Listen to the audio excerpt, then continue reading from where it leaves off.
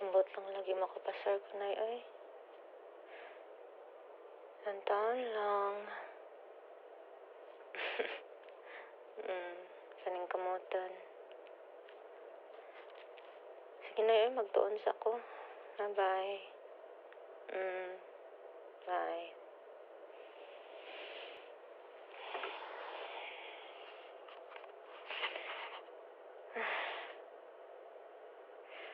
I don't think you can do it. Hi everybody, I'm Melly, and things haven't been great for me lately. You see, I had to pass a very important exam which will determine my fate as a graduate student.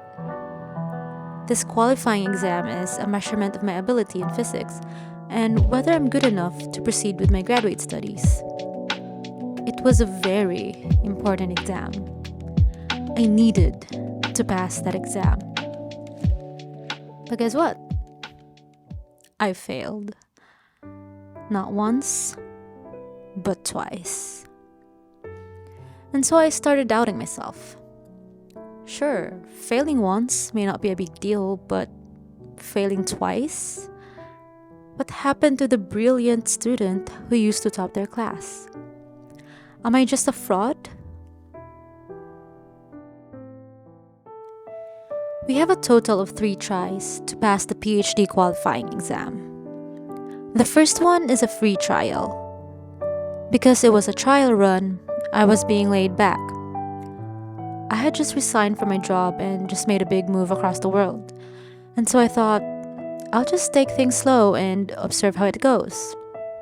And then I failed. I told myself that I shouldn't take it to heart, that it's understandable. Then I started preparing for the second try.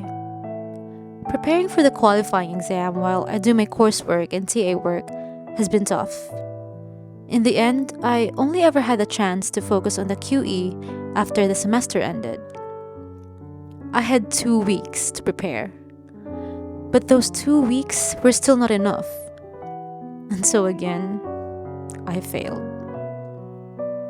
I admit, I was still a bit too laid back during that second attempt. But I really thought I'd pass since I felt like I did better. I exerted more effort and studied harder than the first time. I did my best, but somehow, I guess my best wasn't good enough.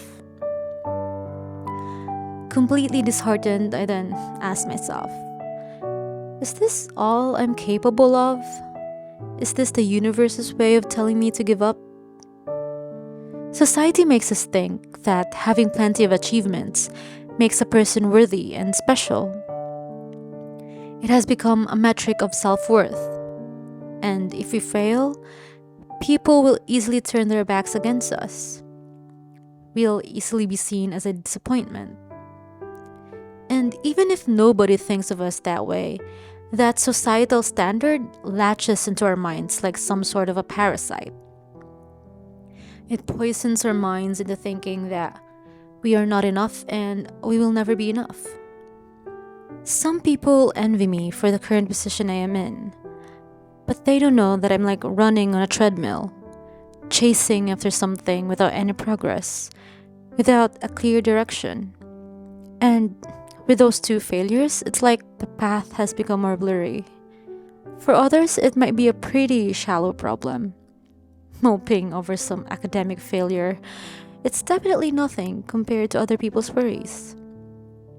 But a problem is still a problem, nevertheless. And this kind of problem is more universal and more common than anybody else thinks. After crying my heart out, I did some deep thinking. I asked myself questions such as, why am I doing this? Who am I doing this for? And how am I going to do this? No matter how basic and easy these questions are, answering them is very hard. But having a clear answer to them will serve as a sturdy foundation to keep me strong despite the pouring rain. With a somewhat clearer mind, I decided to take on the challenge and prepared harder for my third and last attempt. I became stricter with myself. I sacrificed my sleep. I studied more often. But the thought of failing still haunts me. Negative thoughts and doubts kept shrouding my mind. But I pushed through them as I acknowledged these feelings. I told myself that it's normal.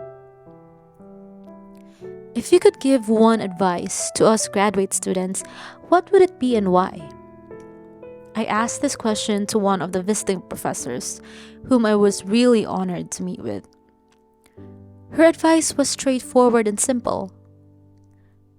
Believe in yourself. She shared stories of how she also didn't pass her qualifying exam the first time and how she seemed so stupid for not knowing the most basic things. Yet, she is now a very distinguished scientist in her field. After that meeting, I became more driven and motivated. It was like a sign from above telling me that I should never give up and that things would be better this time around. I studied early in the day and late in the night.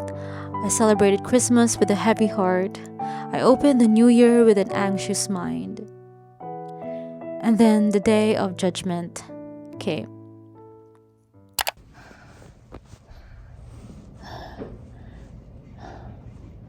I heard people are getting their qualifying exam results.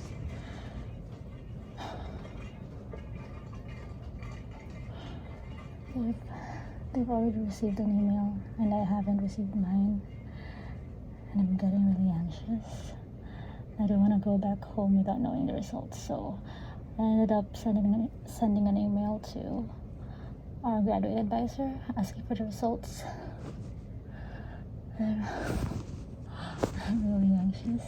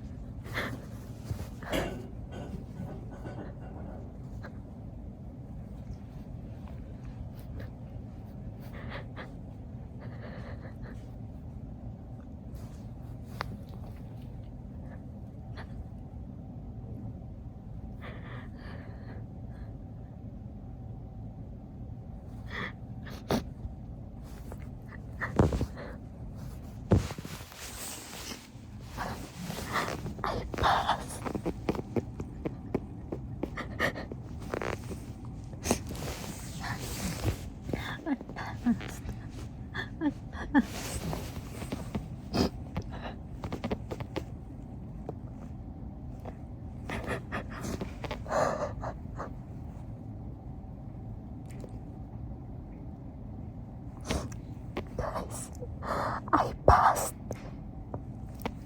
I passed the qualifying exam. This road I've taken is bumpy, and I know that this won't be the last time I'll encounter a downfall such as this. But as long as I'm grounded and as long as I'm surrounded by my friends and family, I know I'll be able to brave through the strongest storms.